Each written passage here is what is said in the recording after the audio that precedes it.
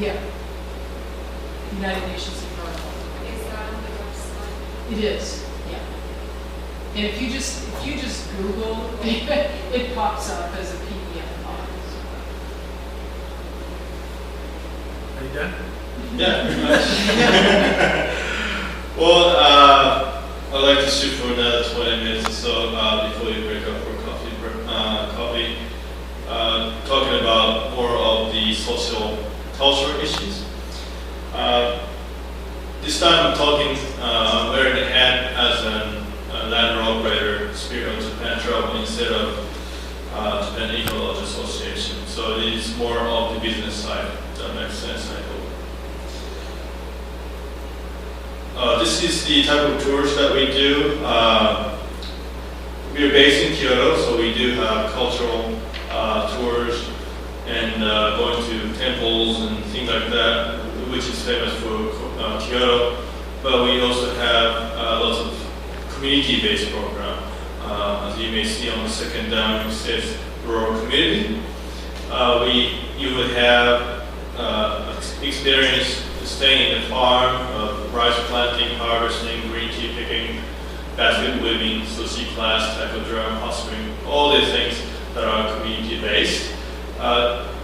And things like that, everything that we do and we decide on must come from the group, from the local people. So I will be coming in as a tour operator, although we have to come to consensus to actually implement the project, because the local people are the ones that who are actually carrying those projects on a day-to-day basis. So just a little bit, I'll talk about the planning of how we do to maximize this sustainability of society and social cultural aspect. When we talk with the people, we say, how many days do you envision seeing your village, for example. People will be traveling from all over the world, so you cannot just have a one-day program. And of course, the longer you stay, you will have more options of what to do in that area, which may vary with seasons. But in improving sustainability, if you stay at one place rather than making multi-destinations, because if you move around, you will be emitting, for example, carbon emissions associated with transportation. And it makes sense to stay at one place or within the area in a more sustainable inns or hotels or lodges. So we promote that and we try to look for eco-lodging, but most of the case, especially in the rural area, they just don't have any kind of eco-lodging providers. So we need to come in and educate people and help them build the capacity through workshops that we normally do about 4 times a year. That's every 3 months. And also our programs, all this area that we promote is all nature-based. Could be near the coast or near the river, or it could be in the mountainside. They always have some cultural programs that they can deal with, although it's not something that you want to promote if it's not really sustainable, if it defines a sustainable issue. For example, fishing is a very popular activity in Japan, but we decide not to promote fishing because we just don't think that by fishing we are not making anything more sustainable. It might make more profit for the fishermen by bringing tourists, but thinking about fish population, or if we don't do any monitoring and we just cannot guarantee anything improving that respect, so we don't do any of those.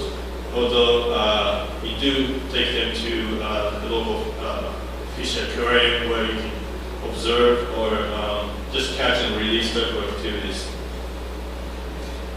Food is a very, very important part of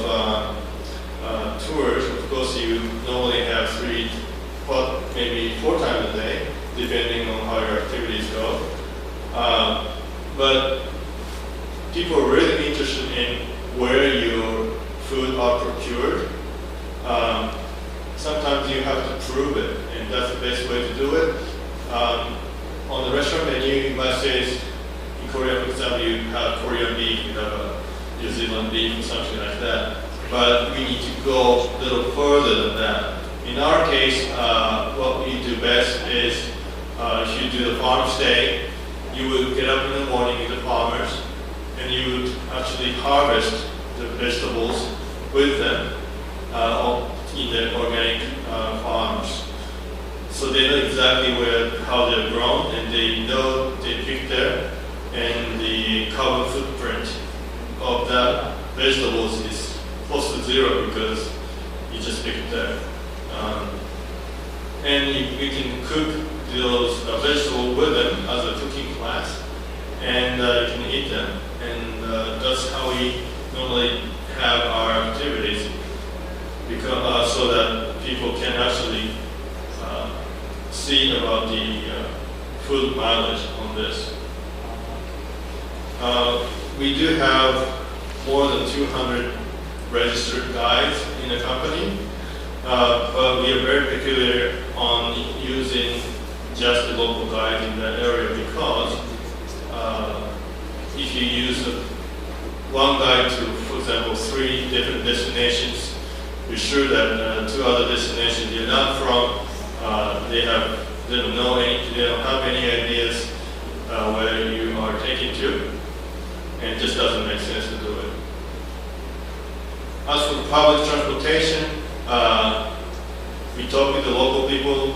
Many times there's no or very few access to public transportation like buses, because it's in the way in the mountain, for example.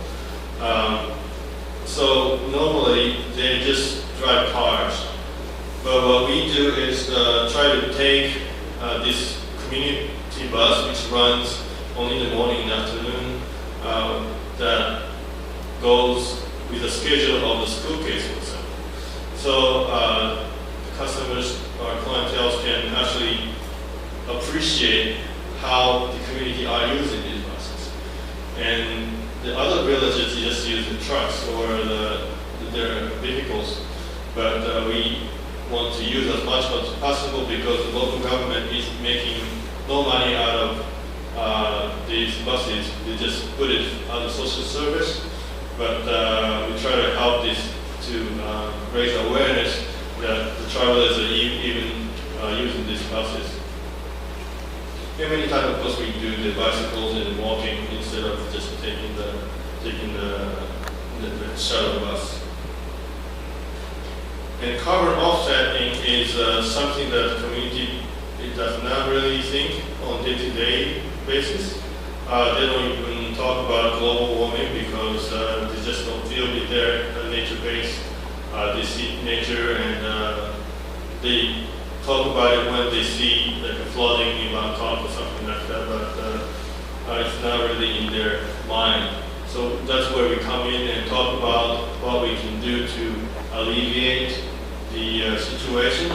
So we try to calculate all the carbon footprint through our presence there. Of course, the transportation, but also we try to minimize this food mileage, as well as the accommodation. Accommodation is the hardest one for us, because some accommodations they're not willing to present the utility bills, because we need data from the electricity, gas, water, and also how many kilograms of garbage they create.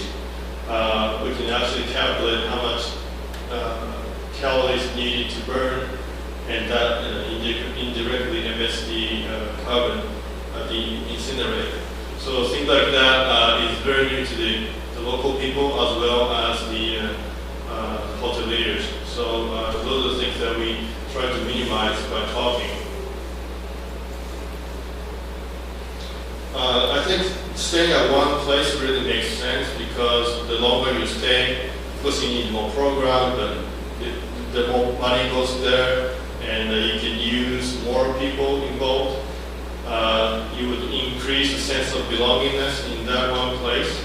You gain trust by staying 5 days instead of just one overnight. I talked about carbon emission, and also decreasing the risk of itinerary management.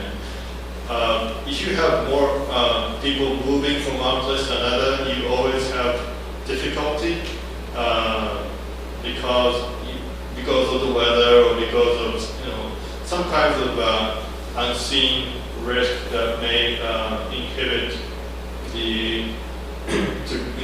get the itinerary digested. So that is something that makes sense more if you stay in one place.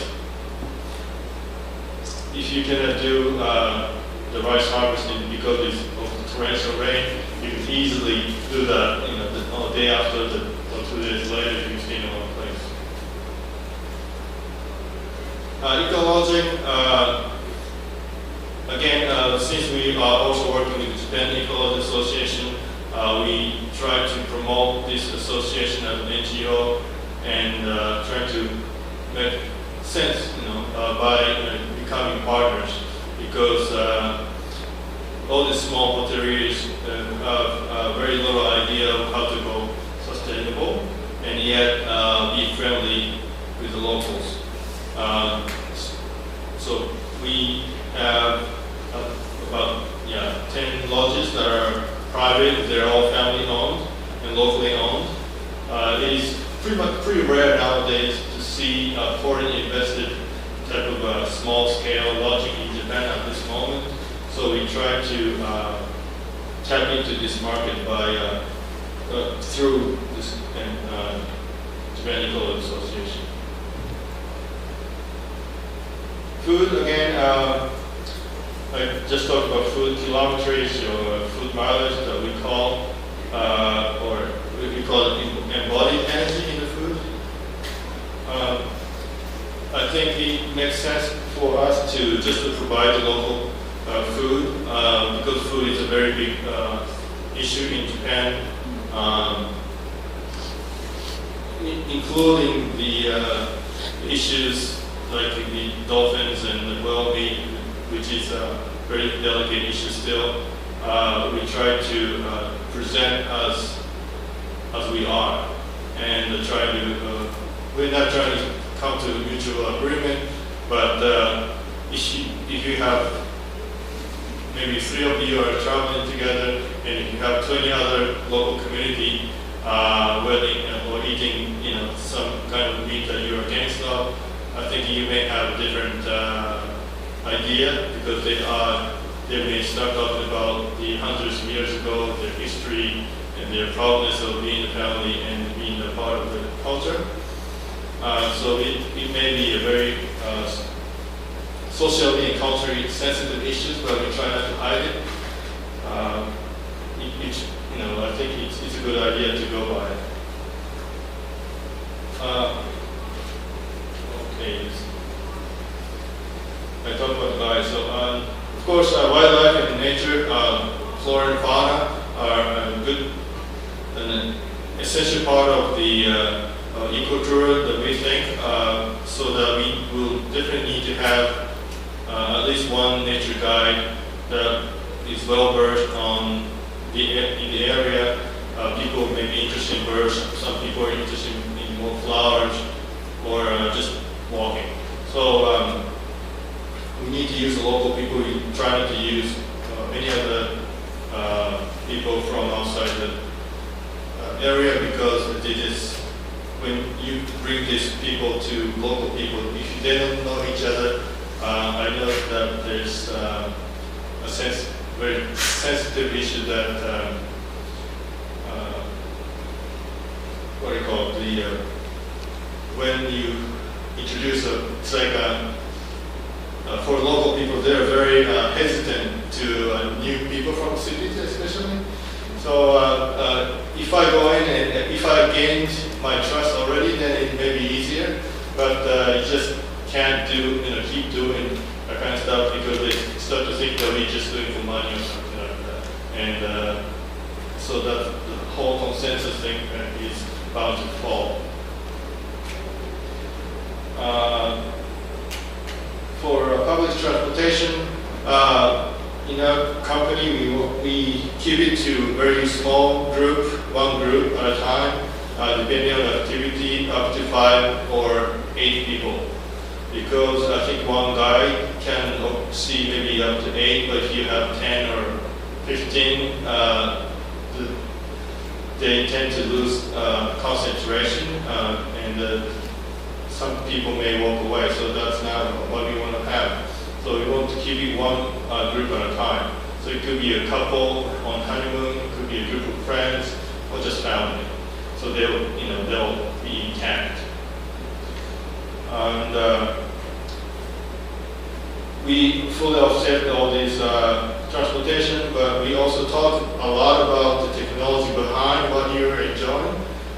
We think that enjoying the scenery is one part of tourism, but also what kind of mode of transportation you're using can also be part of tourism.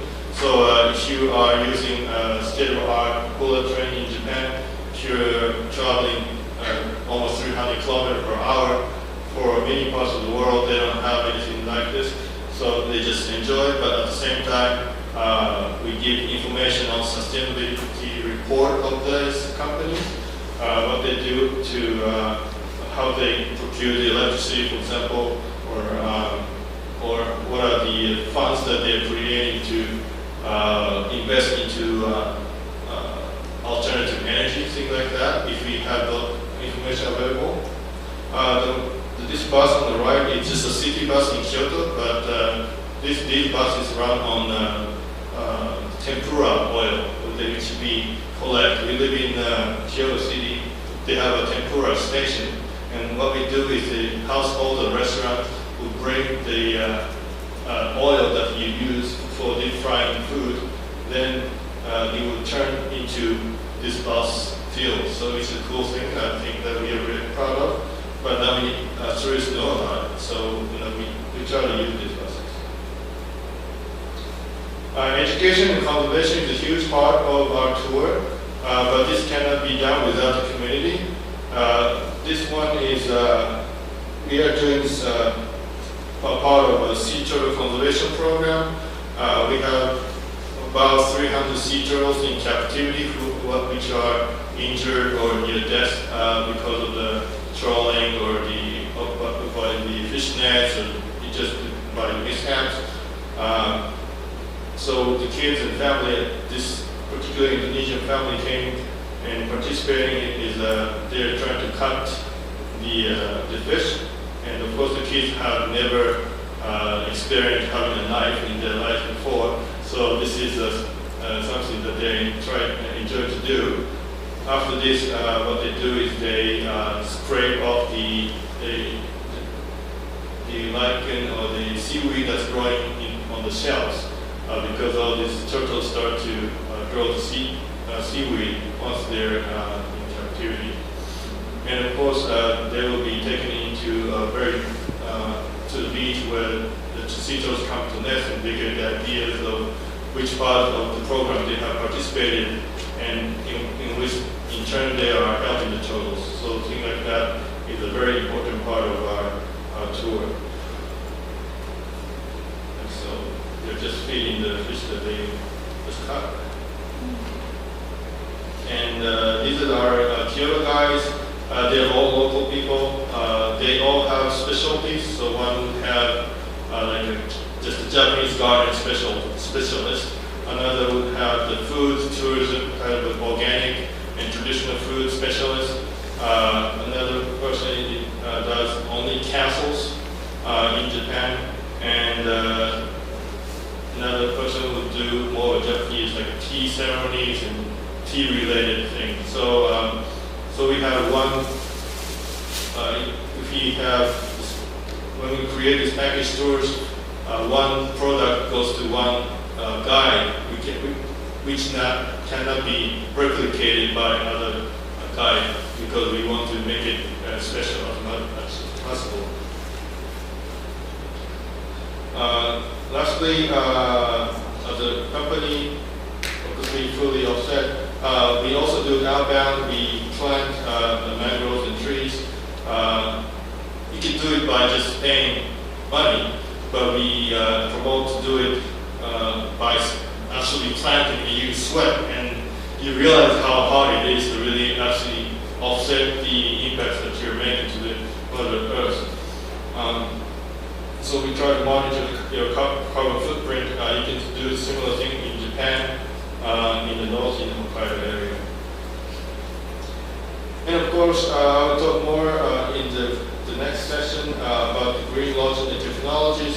But everywhere we take, we try to give you the sustainability tour of the lodge, so you would know actually how the lighting saving have achieved by the owner of the lodge.